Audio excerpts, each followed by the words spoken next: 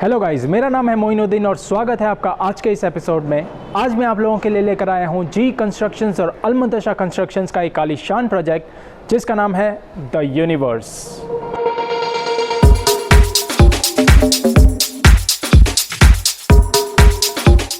इस पूरे प्रोजेक्ट्स में टोटल 11 टावर्स है जिसमें 1 और BHK के लग्जूरियस कॉन्फ़िगरेशंस आपको मिलते हैं। साथ ही साथ बिल्डर का ये कहना है कि ये प्रोजेक्ट दूसरों से अलग इसलिए है क्योंकि ये गॉथिक स्टाइल में कंस्ट्रक्ट किया जा रहा है और यहाँ पर वेंटिलेशन का खासी तौर पे ख्याल रखा गया है। जब मैंने इस प्रोजेक्ट में एंटर किया तो मैंने एक चीज़ खासी तौर पे नोटिस की कि यहाँ पर जो कंस्ट्रक्टेड एरिया है वो काफ़ी कम है, वेरिन ग्रीनरी का जो एरिया है यानी जो ओपन स्पेसेस है वो हायर साइड पर है, जिसके कारण मुझे ये लगता है कि ये आपको एक तरह का वेंटिलेटेड एनवायरनमेंट ऑफर करती है। लोकेशन की अगर बात करें तो ये काफ़ी कन्वीनियंट स्पॉट है। थाने और डोंबिवली यहाँ से तकरीबन 12 किलोमीटर के डिस्टेंस पे है और नवी मुंबई तकरीबन 11 किलोमीटर के डिस्टेंस पे है, तो इसे ये एक आइडियल स्पॉट बनता है कन्वीनियंस के हिसाब से।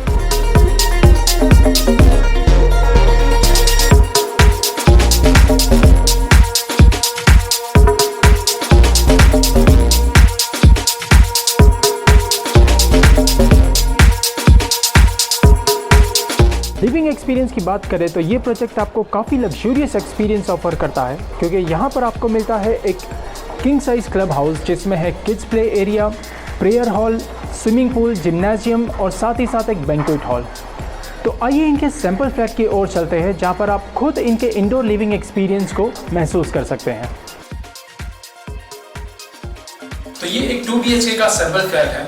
जैसा कि आप देख सकते हैं कि ये काफ़ी लग्जरियस लग रहा है। यहाँ पर बिल्डर ने सारी एमिनिटीज जो है उसे फिक्स किया है ताकि आप समझ सके कि ये कितना लग्जरियस है। यहाँ पर आपका डाइनिंग सिट आउट एरिया भी बन जाता है जो कि काफ़ी बढ़िया है। स्पेस के मामले में देखें तो ये काफ़ी स्पेशियस है। 4 लोगों का डाइनिंग आराम से सेटअप हो सकता है यहाँ पे, जैसा कि इन्होंने किया है। इनका व्यू लिविंग रूम की तरफ से, तो यहाँ पर आपको एक छोटी सी बालकनी है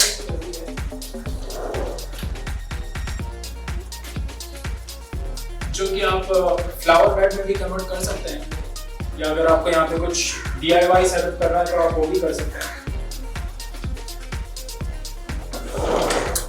किचन में आपको दोनों साइड पे काउंटर टॉप्स मिलते हैं। ये ग्रेनाइट काउंटर टॉप्स आपको बिल्डर की तरफ से मिलते हैं। यहाँ पर टाइलिंग जो है, फ्लोर की टाइलिंग और किचन टाइलिंग, ये ऑलरेडी ब्रांडेड फिटिंग्स हैं जो कि बिल्डर आपको करके देते हैं। ये जो बाकी आप चीजें देख रहे हैं ये मॉड्यूलर है, सिर्फ रेफरेंस के लिए है कि अगर आप इस तरह से इसे सेटअप करते हैं तो भी आपके पास कितनी जगह बचती है यूटिलाइज करने के लिए। तो आप देख सकते हैं कि पूरा मॉड्यूलर सेटअप यहाँ पे किया हुआ है जो कि काफी बढ़िया तरीके से एडजस्ट हो गया है इसमें। तो अगर आपको भी अपना एडजस्ट करना है मॉड्यूलर किचन तो आप कर सकते हैं इसी तरह से। तो ये कॉमन वॉशरूम है। कॉमन बाथरूम में आप देख सकते हैं आपको एक और एंट्रेंस है। आइए देखते हैं कि ये क्या है। ओके, तो ये यूटिलिटी एरिया है जो कि काफी बेहतर है। यहाँ पे आप अपनी वॉशिंग मशीन सेटअप कर सकते हैं। यहाँ पर आप ड्राई एरिया में इसे कन्वर्ट कर सकते हैं। सीलिंग का भी हाइट काफ़ी ज़्यादा है तो आप यहाँ पर इसे ड्राई आउट एरिया भी बना सकते हैं। तो यहाँ पर आप देख सकते हैं कि दोनों बेडरूम्स हैं। ये मास्टर बेडरूम है और ये कॉमन बेडरूम है। तो आइए पहले कॉमन बेडरूम को देखते हैं।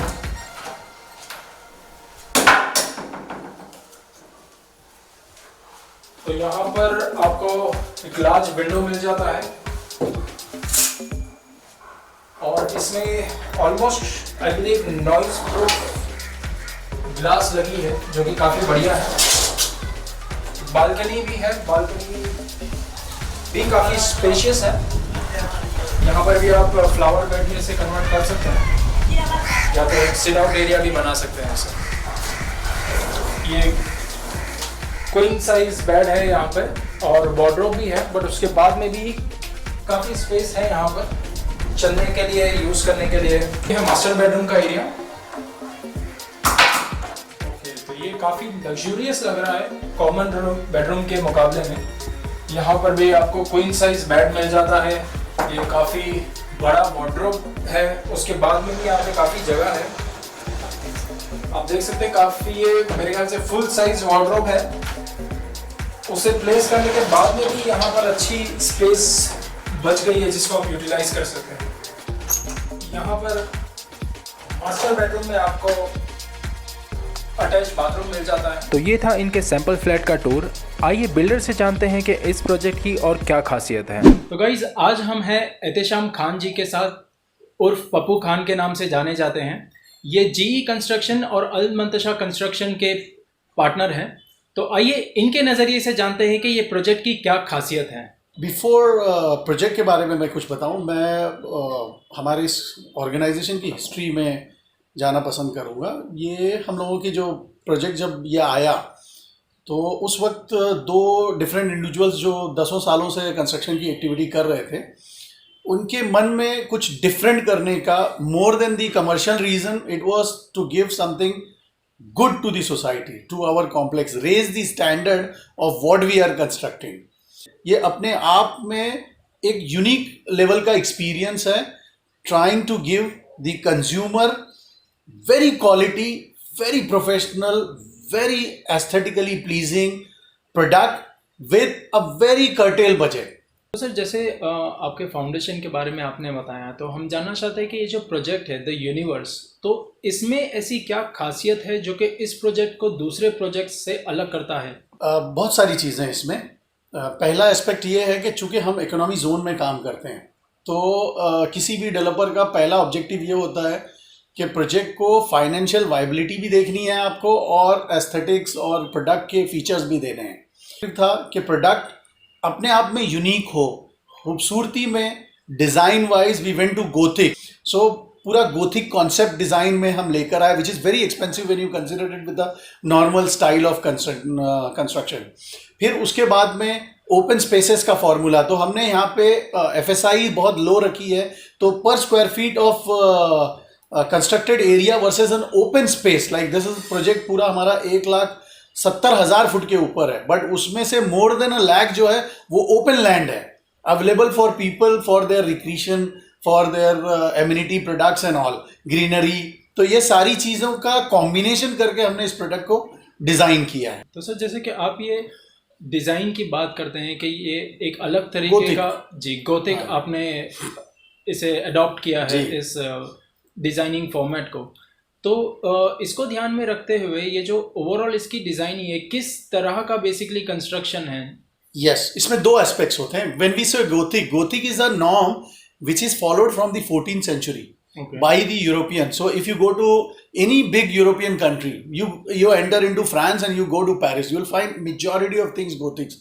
और करीब आएंगे तो अगर आप VT जाते हैं, आप बिल्डिंग की सिमिलैरिटी देखते हो, तो उनकी सारी डिजाइन जो है वो गोथिक पैटर्न है।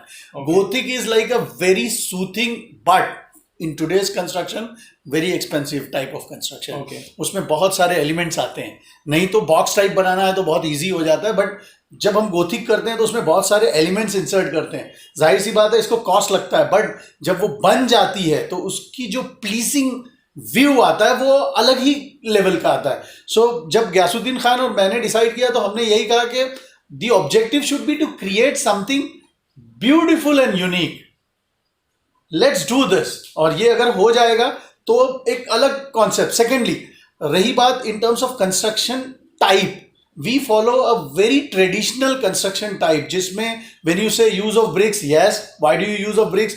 For perforation. Why perforation is required?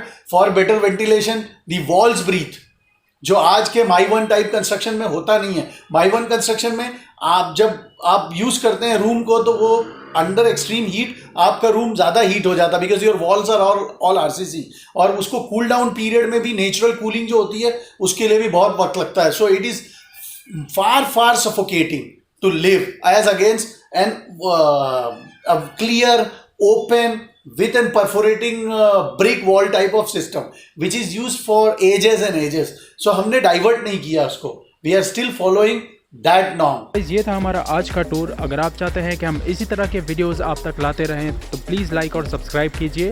This is Moinuddin Munshi signing off for today. Thank you.